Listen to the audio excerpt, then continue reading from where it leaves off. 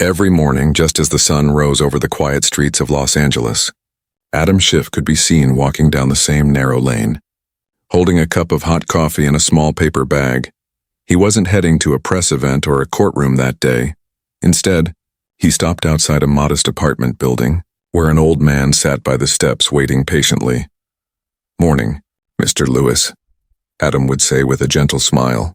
The old man would grin back, his wrinkled hands trembling slightly as he reached for the coffee. "You're too kind, Adam. You really don't have to do this every day." But Adam always replied the same way. "If I can start my morning helping someone, it's a good day already. No cameras, no speeches, just two people, one young, one old, sharing a quiet bond that few knew about." Mr. Lewis lived alone, surviving on a small pension that barely covered rent. His clothes were clean but worn, his shoes patched several times. Yet despite his struggles, he had a warmth that drew Adam back every morning. They'd talk for a few minutes and about baseball, the news, or the weather, and then Adam would head off to work. It became a routine that defined Adam's mornings. Even on days when his schedule was full, he'd find a few minutes to check in on the old man. Neighbors often watched curiously, whispering to each other, wondering why a well-known lawyer like Adam Schiff spent time with someone so seemingly ordinary. But Adam never explained. He didn't do it for attention. He did it because he cared. Sometimes kindness doesn't need an audience. On one particular morning, though, the air felt different. The sky was overcast, the wind carried a strange chill, and the street seemed quieter than usual. Adam held his coffee cup a little tighter as he approached the steps, expecting to see Mr. Lewis in his usual spot. But that day, the chair was empty. And what happened next would change Adam's understanding of who that old man truly was, and why his help had mattered more than he could ever imagine. Adam paused at the foot of the stairs, staring at the empty chair where Mr. Lewis usually sat every morning. For a moment, the quiet hum of the city faded. He placed the coffee cup carefully on the step and looked around. No one. Not a single sign of the old man who had become a part of his daily life. He waited for a few minutes, thinking maybe Mr. Lewis had overslept. But deep down, something didn't feel right. Routine has a strange power. When something small changes, you notice immediately. And for Adam, this little routine meant more than most people realized. He decided to check inside. The door to the building creaked as he pushed it open. The narrow hallway smelled faintly of old books and coffee, the same scent he'd come to associate with the old man's room. He climbed the stairs slowly, each step echoing against the walls. He knocked on the faded wooden door labeled 2B. No answer. He tried again. Still nothing. Finally, the door opened, not by Mr. Lewis, but by a young woman carrying a mop. "Oh, you're looking for Mr. Lewis?" she asked softly. "He wasn't feeling well yesterday. The paramedics came late in the evening and took him to the hospital." Adam's heart sank. He thanked her quickly and rushed out, dialing a few calls until he found where Mr. Lewis had been taken. By the time he reached the small community hospital, the morning sun had fully risen, and with it the rush of doctors, nurses, and visitors. He found Mr. Lewis sitting by a window in a wheelchair, looking out at the garden.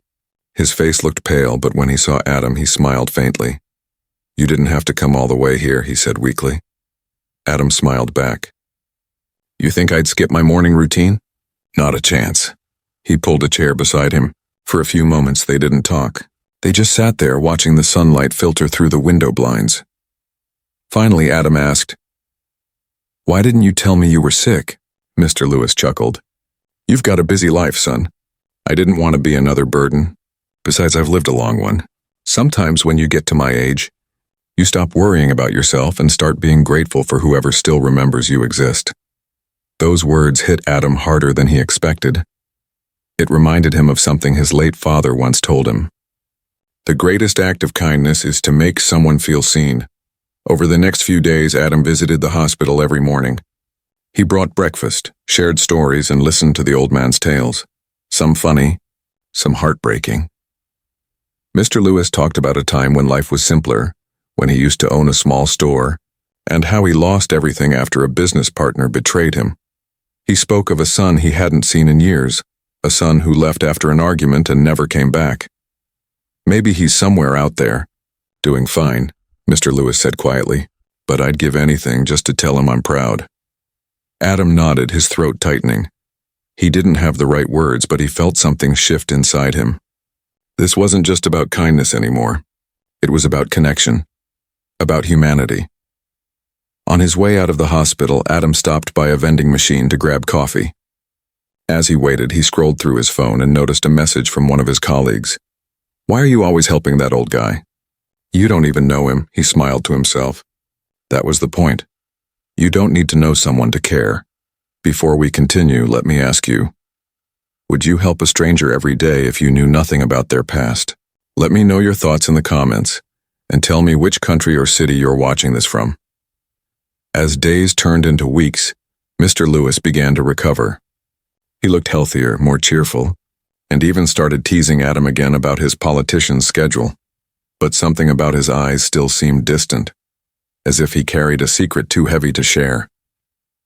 One morning, as Adam helped him walk around the hospital garden, the old man stopped suddenly. "Adam," he said quietly, "there's something I've never told you. You might think differently of me if you knew." Adam looked confused. "What are you talking about?" Mr. Lewis sighed deeply. "Let's just say I haven't been completely honest about who I am or what I've done." Before Adam could respond, a nurse called them back inside. The conversation ended there, leaving him with more questions than answers. He brushed it off, thinking the old man might just be feeling emotional. But later that day, as he left the hospital, Adam couldn't shake the feeling that something big was about to happen, something that would reveal who Mr. Lewis really was, and why he had been hiding all along. The next morning, Adam woke up earlier than usual. Something about Mr. Lewis's words from the day before replayed in his mind. "I haven't been completely honest about who I am." He couldn't shake it off. What could an old, fragile man possibly be hiding? Debt? A family problem? Maybe he'd been ashamed of something from his past. Whatever it was, Adam felt he owed him the patience to listen. By 7 a.m., he was already at the hospital with his usual coffee and muffins. But when he entered the room, the bed was empty. The blanket was folded neatly. The little plant Adam had brought sat by the window untouched. He quickly found a nurse in the hallway. "Excuse me, where's Mr. Lewis from room 2B? "Oh, he was discharged early this morning," she said casually. "Didn't you know?" Adam froze. "Discharged? Who picked him up?" "I'm not sure," she replied. There was paperwork signed by someone else. It all looked official. He thanked her and stepped back, confused. Something didn't add up. Mr. Lewis hadn't mentioned anyone visiting or helping him. The man barely had anyone in his life, or so he said. As Adam walked out of the hospital, a wave of unease washed over him. Had someone taken the old man? Or was this part of whatever secret he'd been keeping? That evening, he decided to visit the old man's apartment. The hallway lights flickered as he reached room 2B. The door was unlocked, strange considering the old man was always careful. Inside, the room looked different. Most of his belongings were gone. Only a few old photographs remained on the table. Adam picked one up, a black and white picture of a much younger Mr. Lewis shaking hands with a group of men in suits. They looked powerful, maybe businessmen or politicians. On the back of the photo was a faded signature. To Edward Lewis with gratitude, J.R. Holdings. Adam frowned. The name sounded familiar. He searched it on his phone. Within seconds, the screen filled with old newspaper headlines. J.R. Holdings executive missing after corporate scandal. Millions in assets disappeared. CEO vanishes without a trace. Adam's jaw tightened. Could it be the same man? He scrolled further and a picture appeared. Older, thinner, but unmistakable. It was Mr. Lewis, Edward Lewis, the missing executive who vanished 20 years ago, after being accused of embezzlement and insider trading. Adam sat back, stunned. The man he had been helping, feeding, visiting, laughing with, wasn't just an old retiree. He was someone the world thought had disappeared forever. He tried to process it. Why had Mr. Lewis hidden his identity all this time? Why live in poverty when he once had millions? He didn't tell anyone, not yet. Something told him the story wasn't that simple. That night, Adam couldn't sleep. The memories of their conversations replayed. The regret in the old man's eyes, the sadness in his voice when he spoke of betrayal. It all made sense now. Maybe he wasn't running from justice. Maybe he was running from pain. The next morning, Adam went back to the hospital to ask for more details, but the staff said the records had already been transferred to another facility, though no one knew where.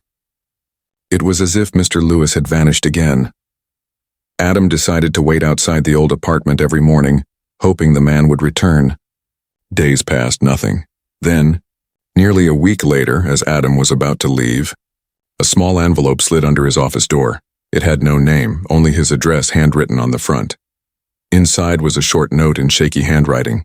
Adam, there are things I can't undo, but you reminded me that kindness still exists. I'll explain soon, trust me. Adam's heart pounded. So he was alive. But what did he mean by I'll explain soon? He folded the note carefully and kept it in his pocket. Something told him this wasn't over, that the truth would come looking for him soon. If someone you trusted suddenly revealed a secret past, one that could change everything, would you still stand by them? Type yes if you'd stay loyal, or no if you'd walk away. The following morning, Adam arrived early at his office. He was about to enter a meeting when his assistant rushed in. Sir, there's a group of men asking for you downstairs, she said nervously. They said it's urgent. Adam walked to the lobby, confused. Through the glass doors, he saw something that made him stop in his tracks. A sleek black car was parked outside. 4 men in dark suits stood beside it, bodyguards. Behind them, a woman in her 50s wearing an expensive suit held a leather briefcase. She looked straight at Adam and said firmly, Mr. Schiff, we need to talk. It's about Edward Lewis. The entire lobby went silent. Adam's pulse quickened. The note, the secret, the disappearance, it all suddenly made sense. But what he didn't know yet was that this meeting would uncover something far greater than he ever imagined. Something that would test not just his kindness, but his faith in humanity itself. The lobby was filled with tension. People stopped mid-conversation, the sound of footsteps echoing across the marble floor as the woman in the gray suit approached Adam Schiff. Her expression was calm but stern, the kind of composure that comes from years of handling power and pressure. Mr. Schiff, she said, extending a hand. I'm attorney Margaret Cole. I represent the estate of Edward Lewis. Adam froze. Estate? What do you mean by estate? He's alive. I saw him less than 2 weeks ago. She paused for a moment, exchanging a glance with one of the bodyguards. That's what we need to discuss, she said quietly. May we speak in private? Adam led them to his office, his mind racing. 4 bodyguards followed. Silent, professional, clearly used to operating around important clients. As the door closed, the woman placed a thick folder on his desk. Inside were dozens of documents, bank statements, legal contracts, old photographs, and, most surprising of all, a series of newspaper clippings that told a story Adam thought he already knew. Edward Lewis, she began, was not who the world believed him to be. 20 years ago, he was accused of financial crimes after a large corporate collapse. Everyone assumed he fled to avoid prosecution. What very few people knew is that Edward was framed by his business partners, and when he tried to expose them, they turned his life into a nightmare. Adam listened silently. The pieces were starting to fall into place. He lost everything, she continued. His family, his fortune, his reputation, and rather than fight a corrupt system, he disappeared. He lived quietly under an assumed name for 2 decades. We only recently found evidence proving his innocence. Adam leaned forward. Then why the secrecy? Why didn't he come forward after all these years? Margaret sighed. Because by the time we tracked him down, he didn't want his old life back. He told our investigators that he found peace living simply, that a man named Adam Schiff reminded him what humanity felt like again. Adam blinked, stunned. He mentioned me? Yes, she said softly. Repeatedly. For a moment, the room fell completely silent. The only sound was the faint hum of the air conditioner. Adam's chest tightened as he realized what she meant. He hadn't just helped a stranger, he had unknowingly become the last friend of a man who had spent 20 years hiding from the world. Margaret reached into her briefcase and handed him an envelope sealed with a gold crest. He left this for you. Adam hesitated before opening it. Inside was a handwritten letter. Adam, when I met you, I thought kindness was something I no longer deserved. You brought light to a man who had lived in shadows for too long. I never told you my truth, because I didn't want you to treat me differently. But now that my past is coming to light, I want you to know Your friendship was the first honest thing I'd had in decades. Whatever happens next, remember this: kindness is never wasted. Edward.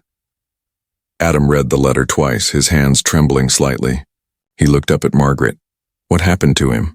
Her voice softened. He's still alive, but his health has worsened. He was taken into protective care while we finalized the legal matters. He refused to go anywhere until he knew you were informed. Adam stood silently, trying to absorb it all. Protective care. Lawyers, bodyguards, hidden pasts. The man he'd shared coffee with every morning wasn't just some forgotten soul. He was a man the world had nearly destroyed, and the same world was now trying to make peace with him. Outside the office, a few staff members peeked in curiously. The sight of Adam sitting surrounded by lawyers and guards had turned heads. But inside, his thoughts were elsewhere, playing back every small moment he'd shared with Mr. Lewis. The old man's laughter. His wisdom. The way he always looked at the sunrise like it meant something deeper. And suddenly Adam understood. The man hadn't been hiding from justice. He had been hiding from disappointment. Margaret stood to leave, but paused by the door. There's one more thing, she said. Mr. Lewis requested to see you. He said he won't sign any documents or finalize anything until you visit him. He's at St. Augustine's private facility under supervision. Adam nodded slowly. Tell him I'll be there tomorrow morning. As they left, he sat back in his chair, staring at the letter. A part of him felt honored, the other part heavy with questions. Why him? Why had Mr. Lewis chosen him out of everyone to trust? That night, the city outside Adam's window sparkled with lights. But his thoughts were miles away, in a quiet park on a simple bench, beside an old man who had taught him the value of doing good without expecting anything in return. He realized something profound. Sometimes the people we help end up teaching us the greatest lessons of all. And as he folded the letter one last time, he whispered softly, I'll see you soon. Mr. Lewis, what Adam didn't know was that tomorrow's visit would reveal one more secret. Something that would not only change how he saw Mr. Lewis, but also redefine what he believed about forgiveness, legacy, and fate itself. The next morning, the city was still quiet when Adam's car pulled up to St. Augustine's care facility, a secluded estate on the edge of Los Angeles. The air smelled of eucalyptus and rain-soaked grass. It was peaceful, too peaceful for what Adam was feeling inside. He stepped out, letter still folded in his pocket, and walked toward the main building. Two security guards nodded politely as he entered. The receptionist already knew who he was. Mr. Schiff, Mr. Lewis has been expecting you. Right this way, please. Adam followed a long hallway lined with old paintings. At the end was a small sunlit room where Edward Lewis sat in a wheelchair, staring out the window at a small garden. When he turned and saw Adam, his eyes brightened immediately. You came, the old man said with a smile that carried both joy and guilt. I told you I would, Adam replied softly, taking a seat beside him. For a moment, neither spoke. The silence between them wasn't awkward. It was heavy, meaningful, filled with everything they hadn't said before. I suppose you've met my lawyers, Edward said at last. They must have told you who I really am. They told me what the world thinks you are, Adam answered carefully. I'd rather hear it from you. Edward's eyes glistened. Then you deserve the truth. He took a deep breath and began. 20 years ago, I ran one of the biggest development companies in California. I worked hard, played by the rules, or so I thought. I trusted the wrong people. My partners used my name to cover up illegal deals. When it all came crashing down, they blamed me. I had evidence that could expose them, but by then it was too late. They had money, power, and friends in the right places. He coughed lightly before continuing. I tried to fight back, but my family begged me to disappear for my safety. I thought I'd return once I cleared my name. But years passed and I just couldn't do it anymore. I was tired of lawyers, headlines, and the smell of fake apologies. Adam listened intently, the weight of each word sinking deeper. So you gave up everything? Edward nodded. Everything except my conscience. I thought I could find peace by living simply, being invisible. But you can't hide from guilt forever. Every night I wondered if anyone remembered the truth. Then one day I met a man who didn't care who I was or what I'd done. He just showed up with coffee. He looked directly at Adam. That man was you. Adam felt a lump form in his throat. You didn't owe me anything, Edward. I helped you because you reminded me of my father, the kind of man who carried his pain quietly. The old man smiled weakly. And I helped you more than you realize. I used to think kindness was weakness, but you proved its strength. Just then the door opened. Margaret, the lawyer, entered with 2 assistants carrying legal folders. Mr. Lewis, I apologize, but we need your signature on a few documents today, she said politely. Edward gestured for them to wait. Before I sign anything, I need to make one thing clear. He turned to Adam. I've arranged something for you, a small gift, you might say. Adam frowned. Edward, I didn't help you for a reward. I know, the old man interrupted gently. That's exactly why you deserve it. Margaret handed over a sealed envelope. Adam hesitated but took it. Inside was a document, a deed of transfer. Edward had set up a foundation in Adam's name, dedicated to providing homes and health care for elderly people living alone. Adam stared in disbelief. Edward, I can't accept this. The old man's tone softened. You can, and you will. You gave me back my dignity, Adam. Let this be my way of giving that gift to others. There was silence again, a powerful kind of silence that needed no words. Adam finally nodded, eyes glistening. I'll make sure your name is remembered, not for what they said you did, but for who you really were. Edward chuckled softly. Names fade. Good deeds don't. The lawyer stepped back, watching the moment unfold with quiet respect. Even the bodyguards seemed moved. One of them, a tall man in sunglasses, subtly wiped a tear from his eye before turning away. Edward leaned back in his chair, exhaustion visible on his face. It feels good to tell the truth finally, he said. And it feels even better to know someone like you exists. Someone who sees people for their heart, not their history. Adam smiled. The world still needs men like you, Edward. Maybe, the old man whispered, but I think it needs more people like you. The afternoon sun poured through the window, lighting up the room like gold. It was a quiet, sacred moment. 2 men from different worlds connected by something purer than status or wealth. Before leaving, Adam placed a hand on Edward's shoulder. Rest, my friend. You've done enough fighting. Edward smiled faintly, eyes half closed. Maybe now, I finally can. Adam walked out of the room feeling a mix of sorrow and peace. Outside, Margaret caught up with him. He trusts you more than anyone, Mr. Schiff, she said gently. You gave him something none of us could, forgiveness. Adam nodded silently. For the first time in years, he realized that sometimes true justice isn't about winning a case or clearing a name. It's about healing a heart. What Adam didn't know was that this moment, this quiet farewell, would soon lead to one final surprise. A twist that would remind him and the world that the power of kindness never truly ends. Even after the person who inspired it is gone. A week later, Adam received a phone call that would once again change everything. It was early morning, and he was sipping his coffee when his assistant stepped into his office. Sir, there's a call for you, from St. Augustine's. His heart sank before he even picked up the phone. Mr. Schiff, the nurse said gently.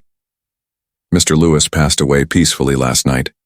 He wanted us to call you first. Adam froze. The words didn't feel real. He stared at the wall for a long moment, the world around him blurring. He had known this was coming, but nothing prepares you for losing someone who had quietly become family. After a deep breath, he said softly, "Thank you for letting me know." That afternoon, Adam drove back to the facility.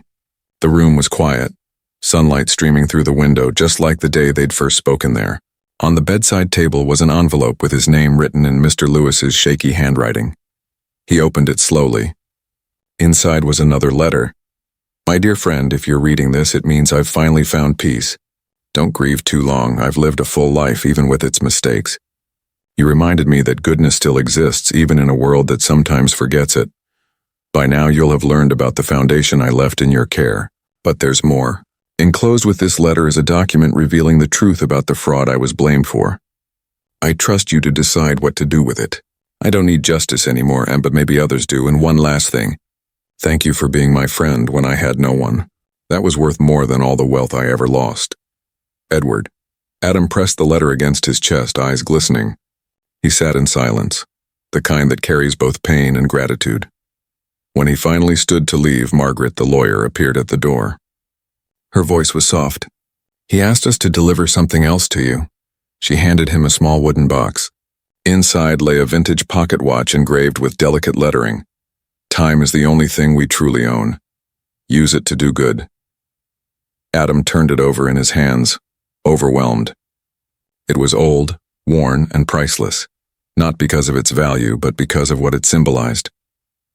A few days later, news of Edward Lewis's passing broke across the media. But this time the headlines were different. Disgraced CEO cleared posthumously. Evidence reveals. Corporate conspiracy. Truth finally emerges after 20 years. Edward Lewis was innocent. Reporters swarmed outside Adam's office. Cameras flashed, microphones pointed at him as he gave a brief statement. Edward Lewis was more than a man who lost everything. He was a man who never stopped believing in redemption. Adam said calmly. "He taught me that true worth is measured not by what we earn, but by what we give." The video of his short speech spread online, touching millions of hearts. The story of a forgotten old man and the public figure who helped him for no reason became a viral symbol of kindness, empathy, and second chances.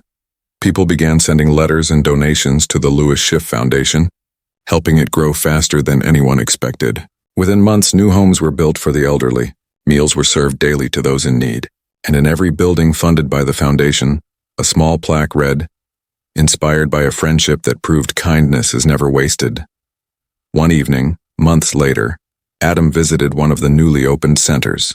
He watched as elderly men and women laughed together over dinner, some holding hands, some smiling through tears. In the corner, he noticed a young volunteer giving his jacket to an old man who looked cold. That simple gesture brought a small smile to Adam's face. He realized that the kindness he'd once shown to one person had started something much bigger, something that would outlive both him and Edward. He stepped outside, feeling the cool night breeze. The city lights shimmered in the distance. For the first time in a long while, he felt calm, like everything had come full circle. Before we move to the final part of this story, let me ask you. Months passed, but the story of Adam Schiff and Edward Lewis refused to fade. What began as a quiet act of compassion had grown into a global symbol of humanity. Newspapers across the world shared headlines like, "Lawyer's kindness reveals hidden truth." "Adam Schiff's morning routine inspires millions to help the elderly." The foundation that Edward had created in Adam's name kept expanding. Branches opened in Chicago, New York, and even overseas. Volunteers poured in, inspired by a story that reminded them kindness wasn't weakness, it was strength. Every time Adam visited one of the centers, he saw Edward's spirit there, in the laughter of old men playing chess, in the warmth of volunteers serving meals, and in the gratitude of people who finally felt seen. He often thought about their first meeting, a simple, "Good morning," a shared coffee, a quiet conversation on a park bench.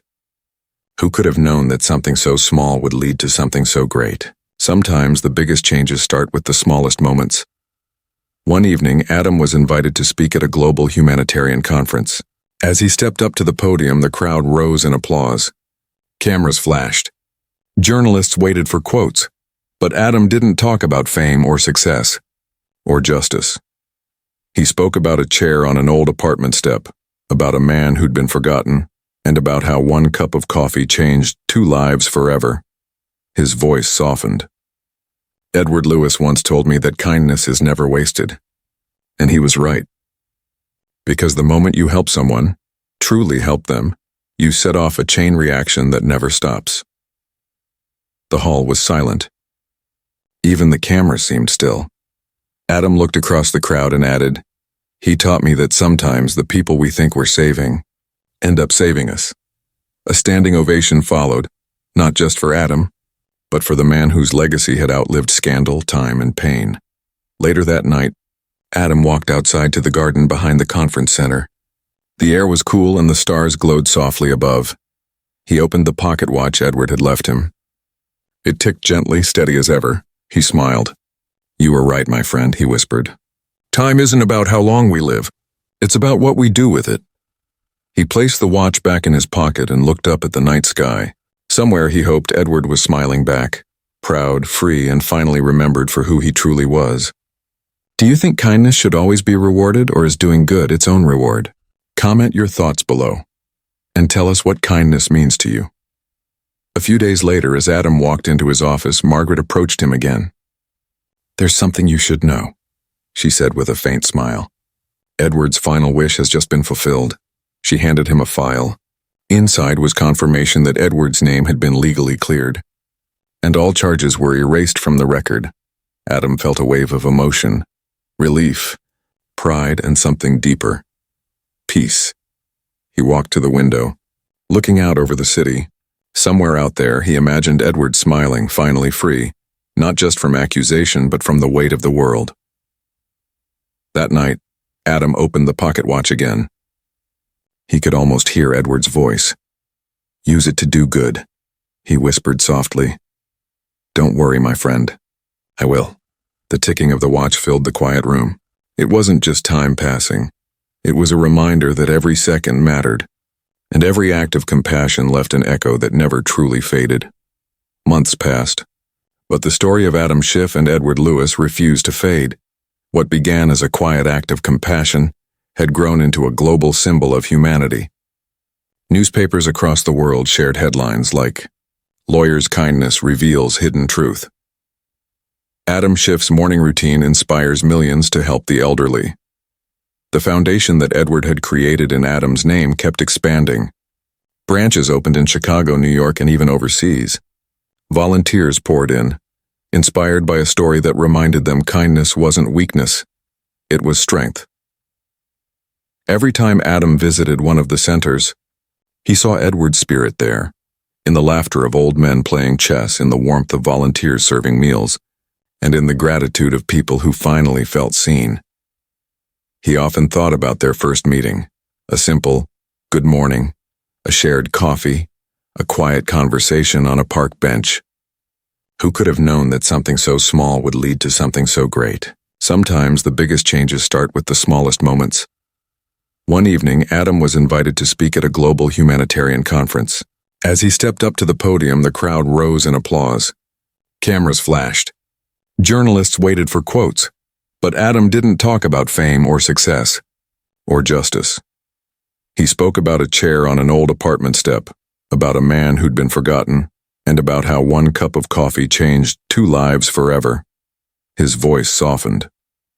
Edward Lewis once told me that kindness is never wasted. And he was right.